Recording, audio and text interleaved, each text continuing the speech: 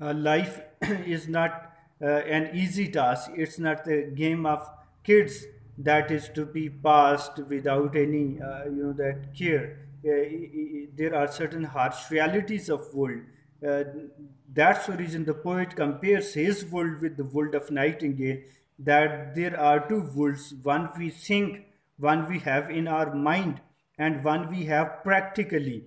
So ground reality often differs from that of that ideal world. In the world of imagination, we are the prince, we are the hero, we are the king, we are all and all, we can do the things that we want to do, and we that feel the things mostly, and we fantasize, we romanticize, we imagine the things.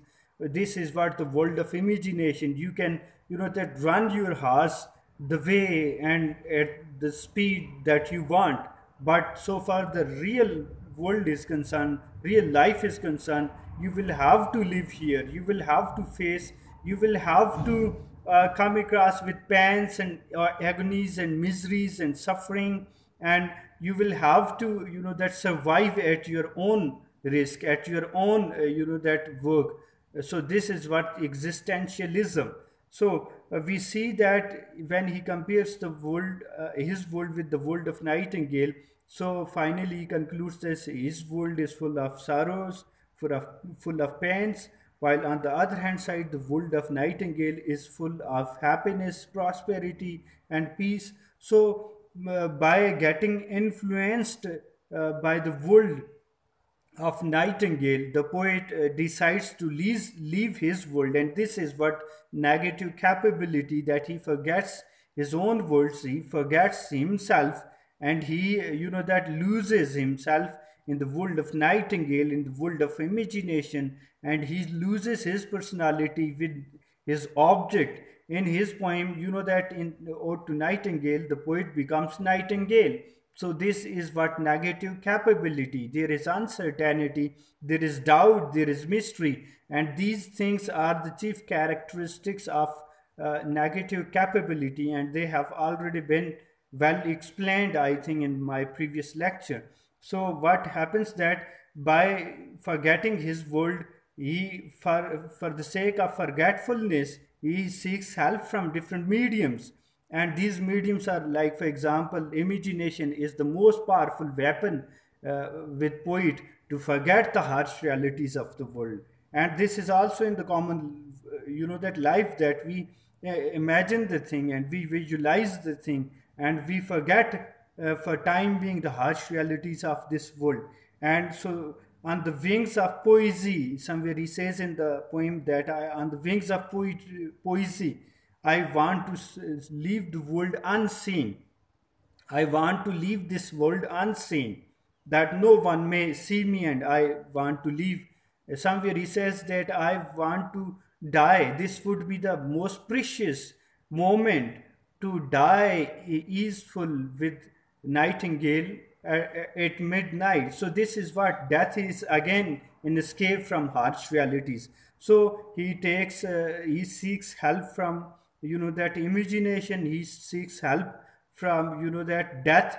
And similarly, one of the important sources for inspiration, or at least for forgetfulness for poet, is that drinking wine. So he that names a lot of wines in his poem, that he wishes to have the wine that has been cooled so long. This is the line of that poem, that hath been cooled so long, that the more the wine is cooled under the earth, the better it tastes. So this is what, that he seeks help by drinking wine, that so that he can forget and he can negate the harsh realities of the world, and he may leave the world, this world, I mean the world of realities. So but finally we see that with the passage of time, as soon as the song of the nightingale grows that fainter, and it that grows slower, then we become slower, then we see that the poet, he looks back and he finally fails doing so. I mean, he fails escaping the harsh realities of the world, and finally he comes back to his own world. So this is what overall synopsis. Then we see that this poem is basically consisted of 8 stanzas, and if we talk about the rhyming scheme of the poem, then we have A B C D E.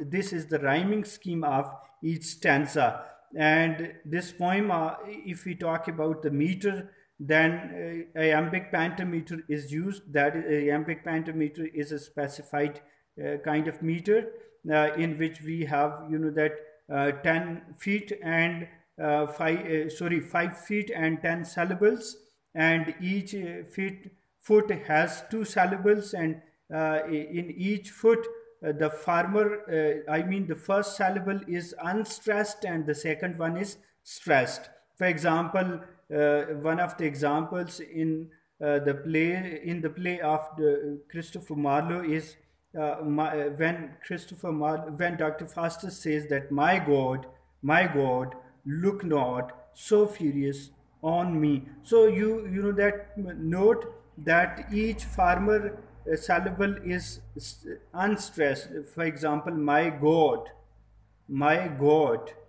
look not. So this is what the farmer one is unstressed and the second one is highly stressed. So this sort of meter is known to be iambic pentameter. Only the 8th line of the stanza that is written in trimeter. And remaining lines, they are that written in iambic pentameter. So this is what about the meter of poem.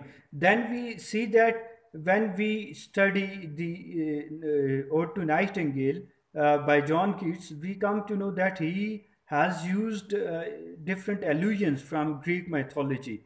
And these allusions, that poets and writers, they use in order to authenticize their work, in order to authenticize their notion or point of view.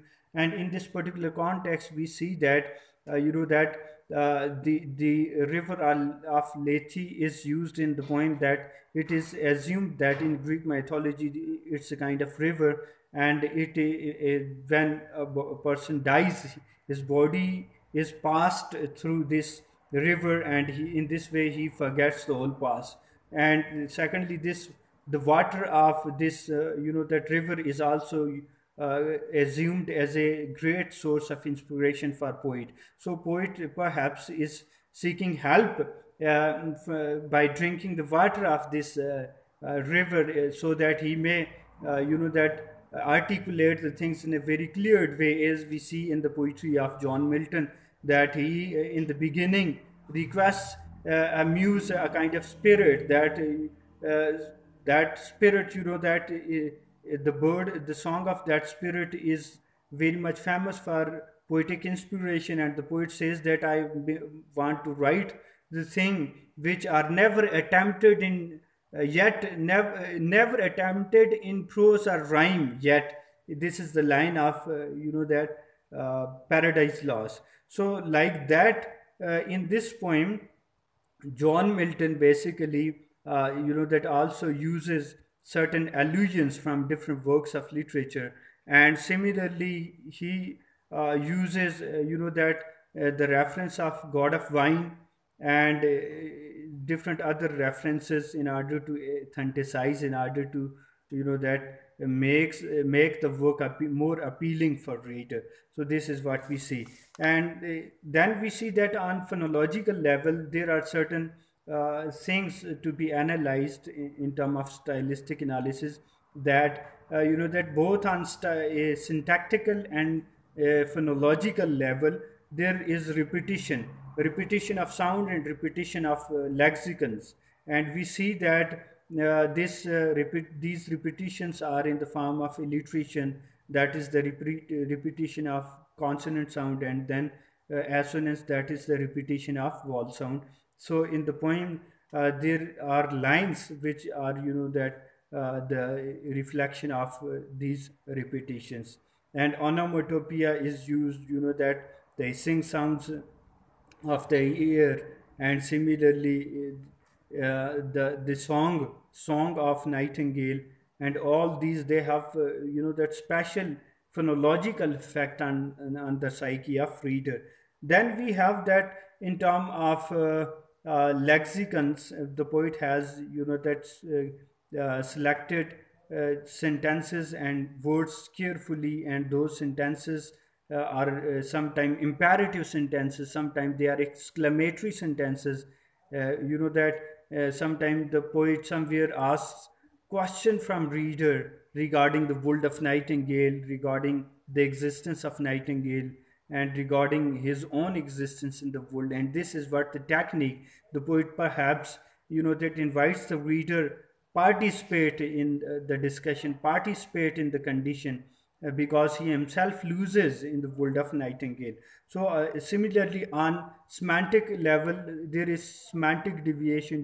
That semantic level, we see on the level of meaning. I mean that that often poetry is semantically deviated, highly deviated, and we see that the very first address to Nightingale, is a personification, and the very first line of the poem, that where poet says that his heart is spanning, as though he has that taken drink, and there is numbness span. So it seems that like heart is something that is feeling something, that pain, like it is weeping, it is shedding tears, or on the other hand side, that he is addressing the Nightingale in a way that we perceive, or we assume that, as if the Nightingale is capable of hearing what the poet is speaking. So this is what on the level of semantics. And then we have that grammatical deviations, that how sentences and words, they are placed in a very abnormal way, and this abnormality is the quality of that poetry. The more the language is used abnormally, the more it creates effect on reader. So that this abnormality of the use of the language is the source of strangeness, and the strangeness is what the backbone of poetry. That why do we uh, get appealed uh, while reciting or reading poetry, because it is in a very abnormal way, and this abnormality leaves us moved, and this is what the beautiful thing of poetry. Then we have that overall, if we analyze the poem, so we see that the poem is highly a romantic piece of literature. It is autobiographical at the same time, because there are certain that hints that are indicating back to the life of John Keats. And that there is lavish use of imagination. This is the quality of romantic poetry. There is a excessive use of emotions. That poet is so much emotional that he explains his life, and he forgets his world, and he that goes in the world of imagination. And this is what that a theme of contrast is there, that there is reality and there is imagination, there is fantasy and there is some truth.